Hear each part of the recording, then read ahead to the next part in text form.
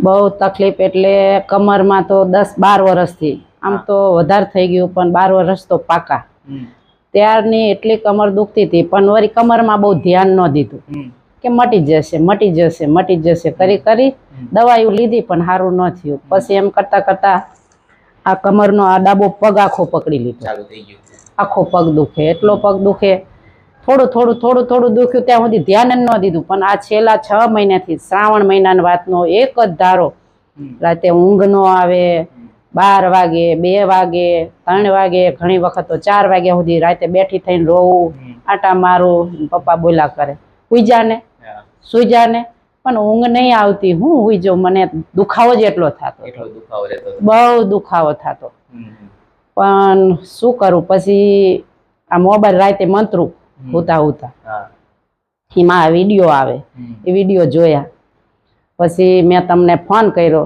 એટલે મને 20 દિવસની એપોઇન્ટમેન્ટ આપી પણ 20 દિવસે મારો નંબર આવ્યો એટલે ફોન આવ્યો આમાંથી મેડમનો કે બેન તમારો નંબર આવી ગયો તમે આવજો પછી મેં એપોઇન્ટમેન્ટ લખાઈ અને સોમવારે અમે આવ્યા હું પહેલી વખત આવી ત્યારે મને 50% ફરક પડી ગયો જાણે કમરમાં તો એમ થઈ ગયું કે આ આટલા વર્ષનો દુખાવો હતો ને એટલે મને એવું થઈ ગયું કે હાય હું તો હાવ હારી થઈ ગઈ નહીતર તો મને એટલું આમ પેન થતું ને એમ થાય મારી જિંદગીના 10 વર્ષ હાવ આમ ઓછા થઈ ગયા એવું થઈ ગયું દુખાવાના કારણે આમ મગજ જ એમાં રહે બીજું કામ કરીએ પણ માઇન્ડ એમાં લાગે જ નહીં પછી ધીરે ધીરે ધીરે ધીરે 50% ફેર પડ્યો પછી 70% ફેર પડ્યો એમ કરતા કરતા કરતા અત્યારે તો હાવ હારું હાવ એટલે હાવ હારું આમ એમ થાય કે હવે કામ કરવાનો આમ આનંદ આવે શોખ થાય કેમ કે આટલું કામ કરી લેવું કામ રસોડામાં છેલ્લા 6 મહિનાથી તો 4 જ રોટલી અમારે 2 જણાને કરવાની હોય 4 રોટલી કરતા કરતા મારે પગ ઘડી કામ કરવો પડે ઘડી કામ કરવો પડે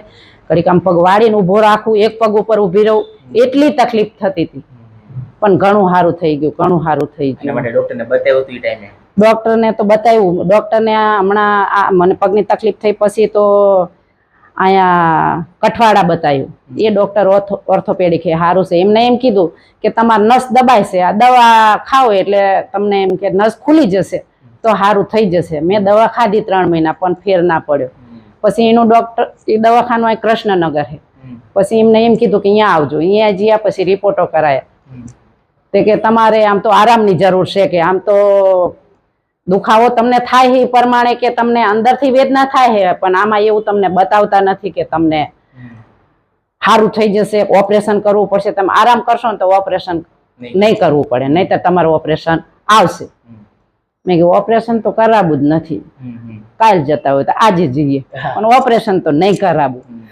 પછી તમારો નંબર લીધો અને તમારી મુલાકાત લીધી તમારી મુલાકાતમાં મને ઘણું સારું થઈ ગયું હવે ચાલવામાં કોઈ તકલીફ નથી કામ કરવામાં કોઈ તકલીફ નથી હવે નીચે બેહીને સવારમાં 2 જોડી કપડાં ધોઈ નાખું છું અને વાસણ પોતા તો મેં 12 વર્ષથી નહીં કર્યા એ તો વાસણ પોતાવાળા રાખેલા જ છે એટલે એની મને ચિંતા નહીં રાંધવામાં કોઈ ચિંતા નહીં ઊભું રહેવા નહીતર ઊભું નહોતું રહેવાતું ચાલવામાં આટલું નહીં હવે મંદિરે રોજે જઉં છું દરરોજ મંદિર હા અને કમરમાં એટલી તકલીફ થાય પૂજા કરવા બેહું ને રોવાઈ જાય અને જે દી એપોઇન્ટમેન્ટ મારે આવવાની હતી ને એ દિવસ સવારમાં જ પૂજા કરવા બેઠી હે ઘનશ્યામ મહારાજ હે સ્વામિનારાયણ ભગવાન પૂજા કરવા હવે નહીં બેહાતું મને હવે કંઈક રસ્તો બતાવો હવે તે દી જ મેડમનો ફોન આવ્યો કે બેન તમારો નંબર આવી ગયો મેં કીધું ભગવાને મારી અરજી સાંભળી દીધી હાલો તે દી જ આવીને એક દિવસથી મને એટલો ફરક પડી ગયો ને કે પૂછશો નહીં વાત મને ઘણું સારું થઈ ગયું દવાખાને જાવું એના કરતાં ટ્રીટમેન્ટ કરાવી સારી છે દવા કેવું ચાલુ છે તમારે કોઈ જ દવા નહીં તમે પહેલા ગોળી આપી મને પહેલા દિવસે પેન થોડુંક થતું હતું કારણ કે જાજા દિવસનું હતું પેલું જગ્યા આગી પાછી થઈ ને એટલે થોડીક તકલીફ થઈ એટલે એ ગોળી મેં લીધી પછી કોઈ જ દવા નથી લીધી કોઈ રૂપિયાની ગોળી નહીં તમને જે તકલીફ હતી ને ચોથું અને પાંચમું મળતું L4 L5 L5 તમારો જે MRI હતો ને એમાં તમારી નસ દબાઈ ગઈ હતી ગાદી બહાર આવી ગઈ એટલે જૂનું હશે MRI હમણાં કરાવ્યો ને એમાં ખબર પડી એના કારણે તમને આખા પગમાં તકલીફ થતી હતી આપણે શું કર્યું કે શરીરનું મેનિપ્યુલેશન સ્પાઇનનું મેનિપ્યુલેશન કરી ત્યાં ગેપ કર્યું જગ્યા કરી નસ તમારી છૂટી પડી ડાયામીટરની સ્પેસ વધી એટલે એના કારણે તમને દુખાવો બંધ થયો આ વસ્તુ કેવું છે કે ઓપરેશન થી સારું થાય જ ન થાય એવું નથી બરાબર કેવું છે કે આપણે ઓપરેશન ના કરવું પડે અને એમનેમ જો સારું થઈ જતું હોય ને શરીર એમનેમ નેચરલી જેટલું ક્યોર થતું હોય ને એટલું આપણું કરીએ ને તો બેટર છે બહુ સારું આપણે થોડુંક ધ્યાન રાખીને વજન ઉચકાવવા બેસવામાં તો આપણે ક્યારે પ્રોબ્લેમ નહીં થાય નહીં. આવી સારવાર કરવી જોઈએ. કરવી જ જોઈએ. આ બધું કેવું છે ઓપરેશન થી તમને મટવાનું છે, પણ ઓપરેશન પહેલા જો આ થેરાપી લઈ લઈએ અને આપણે કદાચ દુખાવો બંધ હોત કે તો બધાને સારું થઈ જાય. હા હા આમાં કેવું હોય કે મારી પાસે 70-80% રિઝલ્ટ છે, છે જેના 20% લોકો જેને બહુ તકલીફ છે એને પછી કરાવવું જ પડે, પણ આપણે હા. પ્રયત્ન પહેલા કરાય.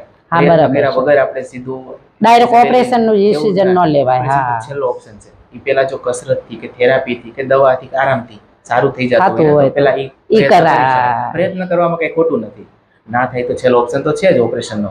એટલા માટે આજની સારવાર વગર ઓપરેશન સારું થઈ ગયું. મને તો ઘણું સારું, તકલીફ કોઈ નહીં થાય. તકલીફ મને એમ નહીં. થાય કે હું મારી આમ, નહીતર તો એવું થતું હતું કે મારી જિંદગી આખી હવે આમાં દુખાવામાં જશે. હવે હું એમ થાય કે હું ઊભી જ નહીં થઉં. ઘણા એવા દર્દી છે જે મનથી હરેરી જાય કે હવે આ નહીં હારું હા. થાય, હવે વી ગયા છે તો હવે હું સારું થવાનું છે એવું વિચારીને ના કરાવે કોઈ. હા હા પણ હવે એવું નથી હોતું. ઘણી વખત કેવું છે કે માઇનર નસ દબાણ હોય ને તો એ ખાલી એક વખત મેન્યુપ્યુલેશન કરીએ ને તોય મટી જાય. મટી જાય. એવું જરૂરી નથી કે કેટલા વર્ષનો દુખાવો છે એ મહત્વનો નથી, કઈ રીતનો પ્રોબ્લેમ છે એ મહત્વનું છે. એટલે આજથી ને 12-13 વર્ષ પહેલા બાઇક ઉપરથી મારે મેન હાઈવે ઉપર હા. ધાંગધ્રા અમદાવાદનો હાઈવે બાઇક લઈને ગામડેથી આવતા હતા 12 વર્ષ પહેલા. હમ. ત્યારે હું બાઇકમાંથી ને પડી ગઈ હતી. આગળ મારી બેનનું બાઇક હતું ને એમનું બાઇક પડી ગયું ને હા. એમની બાઇકને મને ટક્કર લાગી. એના પપ્પા તો ચાલ્યા જ, આગળ જતું રહ્યું બાઇક, હા. પણ હું ગુલાટિયા ખાઈ ગઈ 5-6. હમ. એ વખતનો દુખાવો એમાં થઈ છે. ગયું હોય છે, નસ દબાઈ ગયો અને છે, જવાની એ વખતે તો થોડી ઉંમર ઓછી હોય એટલે હા. તકલીફ ન ખબર પડી. ધીમે ધીમે થતું અને ઉંમર વધતી કામ જાય. કરતા ગયા હોય એક ને ધારું એટલે હવે પ્રોબ્લેમ થયા હોય.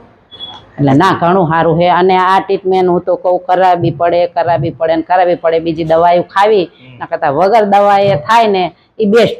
હમ. દવાઓ લઈને દવાથી મટે.